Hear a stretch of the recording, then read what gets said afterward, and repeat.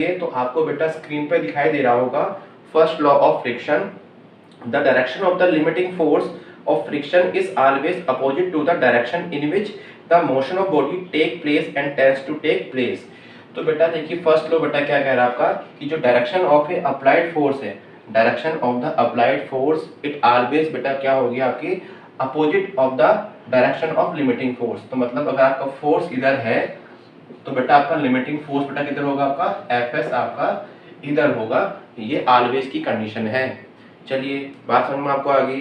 Second बेटा देखो आपको स्क्रीन पे दिखाई दे रहा है आपको the force is friction act tendentially along the surface contact of two body. तो देखिए बेटा यहाँ पर कि देखिए ये आपका फर्स्ट ऑब्जेक्ट है ना, ये क्या देखिए आपका ये आपका फर्स्ट ऑब्जेक्ट है ना। मैं दूसरा मार्कर लेकर आता हूँ। तो देखिए ये आपका फर्स्ट ऑब्जेक्ट है और ये बेटा इसका सरफेस है ना, ये बेटा इसका सरफेस है। और देखिए दूसरा बेटा कौन सा देखिए यहाँ पर है, ये आपका ये वाला सरफेस है जिसके ऊपर हमने रखा है। देखिए ये बेटा क्या था आपका, ये तो आपका ऑब्जेक्ट है। ये देखिए यहाँ पर देखिए ये आपका ऑब्जेक्ट है और बेटा देखिए यहाँ पर एक कांटेक्ट आपका कर रहा है ना।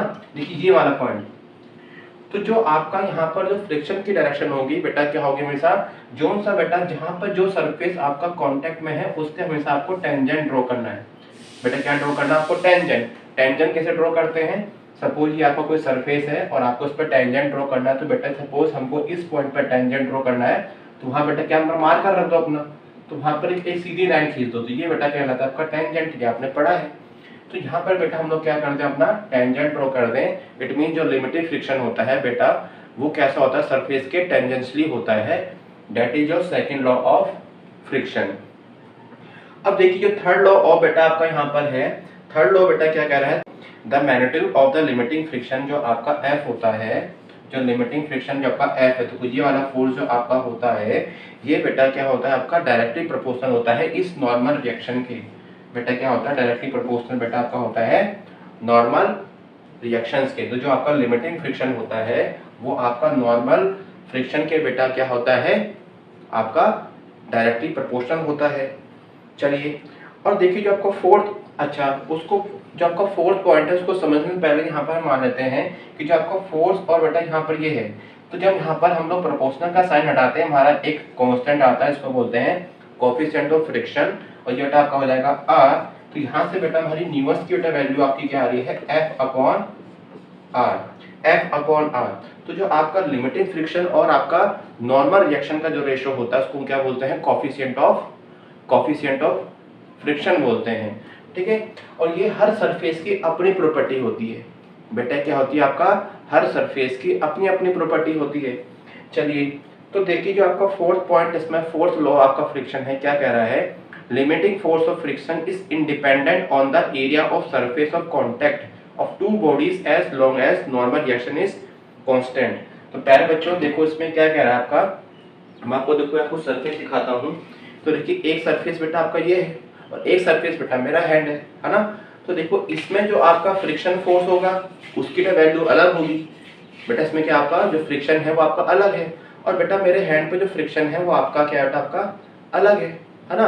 और अगर अपने हाथों में थोड़ा पसीना लगा लूँ मैं तो देखिए मुझे पसीने आ रहे हैं, तो यहाँ बेटा क्या देखिए फ्रिक्शन ही घट गया आपका।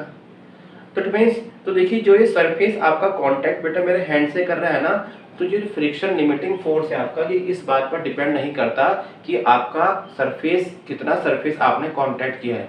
ये बेटा डिपेंड करता है कि आपका सरफेस कौन सा है, आपका मैं अभी मेरा हैंड है या मेरा ये गीला हाथ है या बेटा आपका दूसरा सरफेस है, उस पर डिपेंड करता है। इट मीन्स जो आपका लिमिटिंग फ्रिक्शन होता है बेटा आपका ये बेटा किस पर डिपेंड करता है आपका, ये आपका सरफेस पर डिपेंड करता है।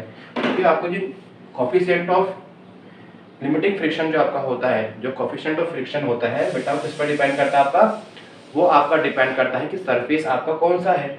अब बेटा देखिए जो आपका इसमें फिफ्थ पॉइंट है, आपको फिफ्थ पॉइंट देखिए यहाँ पर आपको स्क्रीन पर दिखाई दे रहा है, limiting friction depend on the nature of surface in contact. तो मैंने बेटा क्या बताया आपका कि जो आपका लिमिटिंग फ्रिक्शन होता है वो बेटा आपका एरिया पे डिपेंड नहीं करता है, एरिया ऑफ कांटेक्ट पर डिपेंड नहीं करता है, वो मतलब कितना एरिया आपका सरफेस से कनेक्टेड है उस बात पर डिपेंड नहीं करता है ना।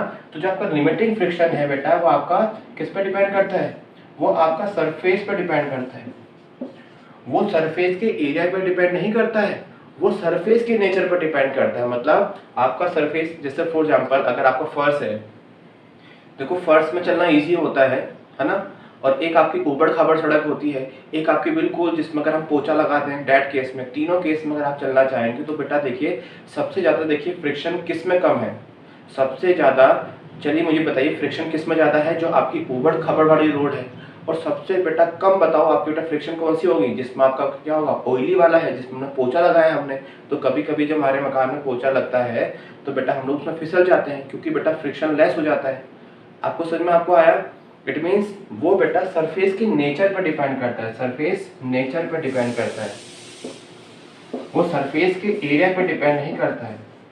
सरफेस एरिया है ना, वो भी contact surface area, contact surface area.